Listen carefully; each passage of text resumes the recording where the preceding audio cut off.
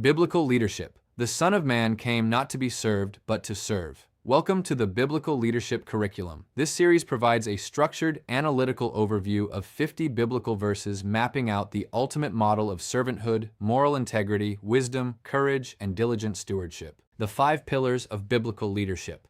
This model posits that leadership is not an issue of hierarchical status, but an active stewardship of human potential. Our strategic agenda breaks down into 5 core frameworks: shifting from authority to personal sacrifice, developing pure internal alignment, seeking collaborative counsel, remaining resilient under pressure, and managing assets with rigorous accountability. Pillar 1. Servant Leadership. The fundamental thesis of biblical leadership is the inversion of power. Authority is not exploited for self-enrichment, but surrendered to elevate team capability and spiritual well-being. True greatness is realized only through active service. Greatness defined by service. Whoever wants to become great among you must be your servant, and whoever wants to be first must be slave of all. This foundational concept teaches us that positional leadership is fundamentally decoupled from true leadership impact. Unlike heavy-handed models of domination, true authority is earned through proactive, self-sacrificing support. The role of the sovereign and teacher. The greatest among you should be like the youngest, and the one who rules like the one who serves. Now that I, your Lord and teacher, have washed your feet, you also should wash one another's feet. I have set you an example. Active role modeling is mandatory for an executive. In the ancient world, washing feet was the most menial task. By performing it, the master establishes that no organizational duty is beneath the leader. Overcoming selfish ambition. Do nothing out of selfish ambition or vain conceit. Rather, in humility value others above yourselves, not looking to your own interests but each of you to the interests of the others. You, my brothers and sisters, were called to be free, but do not use your freedom to indulge the flesh. Rather, serve one another humbly in love. Selfless advocacy must serve as the benchmark of strategic decisions. Humility requires an intellectual discipline to counteract internal competition and see the systemic value of all team members. Shepherding with willing intent. Be shepherds of God's flock that is under your care, watching over them, not because you must, but because you are willing, eager to serve. The greatest among you will be your servant. True leadership requires pure intrinsic motivation rather than coercive or extrinsic pressures. True impact thrives when the leader's heart is genuinely eager to guard, guide, and develop others. Intellectual adaptability and honor. Though I am free and belong to no one, I have made myself a slave to everyone, to win as many as possible. Be devoted to one another in love. Honor one another above yourselves. Contextual adaptability is vital to strategic persuasion. A great leader voluntarily binds their personal preferences to culturally and intellectually align with their team, building necessary bridges for the mission. Pillar 2. Integrity and character. Ethics serve as the ultimate strategic value. Leadership without character is merely a short-term leverage strategy destined for systemic collapse.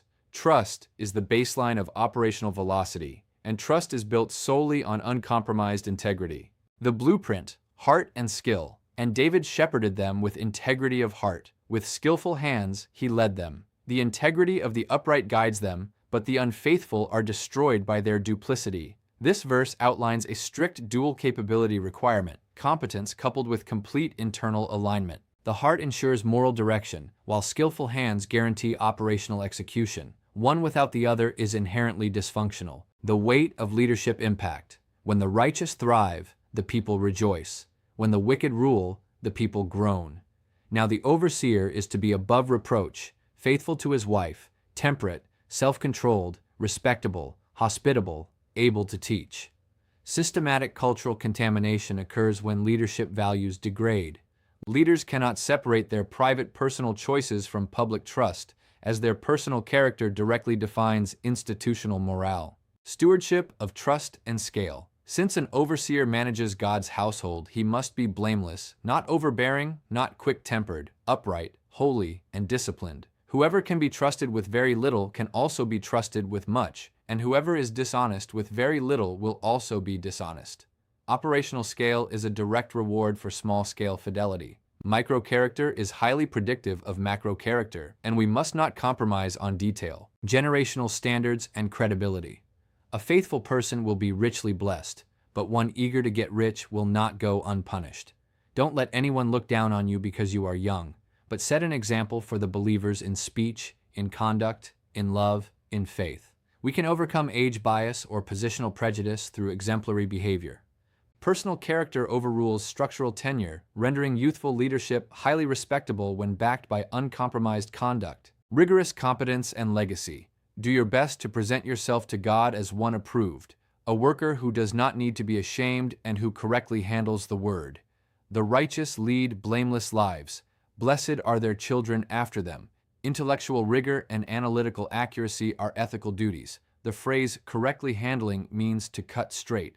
Accurate, truthful framing of institutional realities is a vital moral discipline that secures a lasting legacy. Pillar 3. Humility and wisdom. Strategic hubris is the primary precursor to enterprise failure. Leaders who insulate themselves from alternative data points and structural critiques construct an operational echo chamber. Humility acts as our ultimate epistemic guardrail. Strategic value of many advisors. For lack of guidance, a nation falls, but victory is won through many advisors. Humble yourselves before the Lord, and He will lift you up. We de-risk major decisions through diverse analytical and intellectual counsel. Collective strategic wisdom acts as our ultimate institutional defensive barrier, protecting the enterprise from the classic failure modes of the isolated leader. The pathology of pride. Pride goes before destruction, a haughty spirit before a fall. He must become greater, I must become less. This mandate requires a systematic decentering of the executive's ego. A great leader consciously moderates their own ego and engineers their own tactical obsolescence for the long-term advancement of the team. Just action and many counselors. What does the Lord require of you? To act justly and to love mercy and to walk humbly with your God. Plans fail for lack of counsel, but with many advisors they succeed. Justice, kindness, and cooperative planning are interdependent variables. Humility in a strategic environment is not modesty. It is the accurate, realistic assessment of one's own operational limits. The source of strategy and favor. If any of you lacks wisdom, you should ask God, who gives generously to all without finding fault, and it will be given to you. God opposes the proud, but shows favor to the humble. Strategic wisdom is readily available to those with an attitude of epistemic openness. Seeking external perspective is not a demonstration of weakness, but a method of optimizing our strategic risk profiles. The lowly spirit and Christ mindset. Pride brings a person low, but the lowly in spirit gain honor. In your relationships with one another, have the same mindset as Christ Jesus. Genuine organizational authority is an output of humility.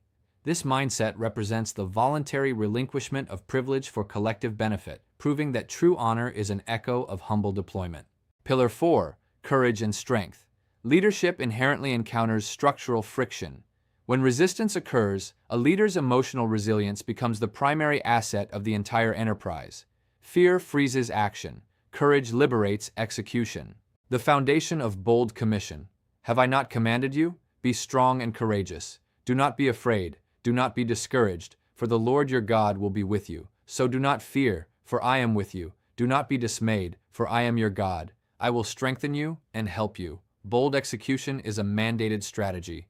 Discouragement is an infectious pathogen in organizations, and a leader's courageous tone inoculates the entire system against panic. The anatomy of executive power for the Spirit.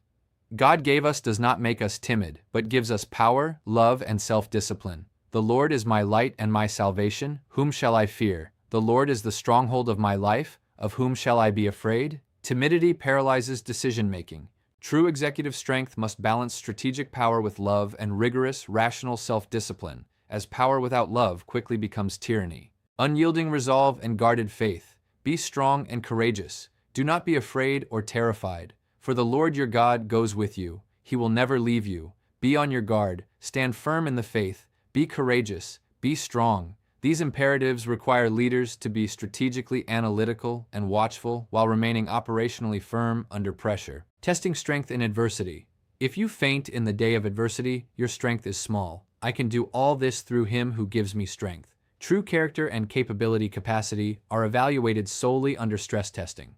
Easy market conditions hide leadership flaws. When adversity hits, our strength must be derived from an unshakable, transcendent anchor, source of trust and absolute focus. Some trust in chariots and some in horses, but we trust in the name of the Lord our God. Be strong and very courageous. Be careful to obey all the law my servant Moses gave you.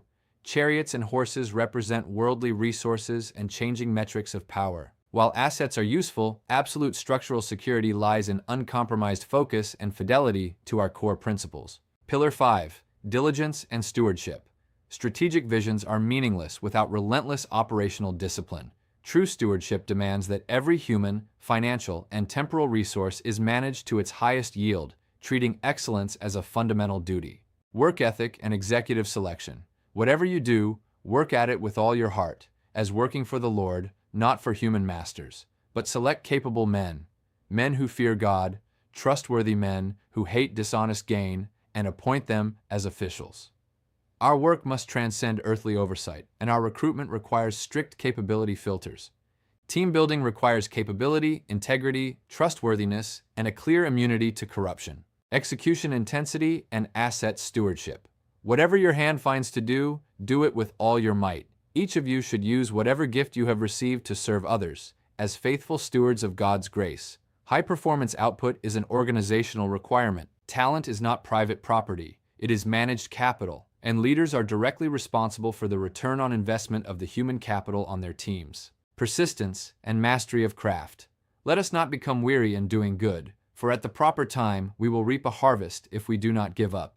Do you see someone skilled in their work? They will serve before kings. They will not serve before officials of low rank. An extreme focus on mastery leads to elite placement. Leadership demands that we push ourselves and our teams towards supreme technical excellence, which ultimately unlocks systemic influence. Vigilance over self and commitments.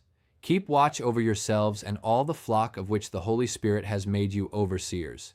Commit to the Lord whatever you do, and He will establish your plans.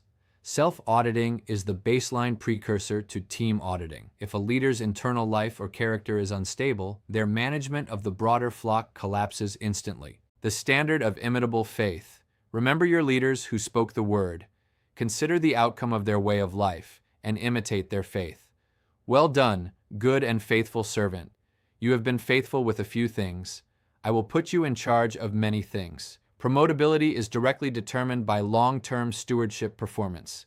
Leaders must live in a way that is worthy of replication, meeting the ultimate accountability metric of a job well done. Operational archetype mapping. In summary, look at this integrated strategic matrix. Servant leadership empowers team capability and defeats power trips. Integrity aligns our motives and defeats dualistic deceit. Humility guides our counsel selection to defeat strategic hubris. Courage provides resilience to defeat executive panic. And stewardship ensures operational execution to defeat waste and neglect. A great leader must actively cycle through all 5 of these archetypes depending on structural demands.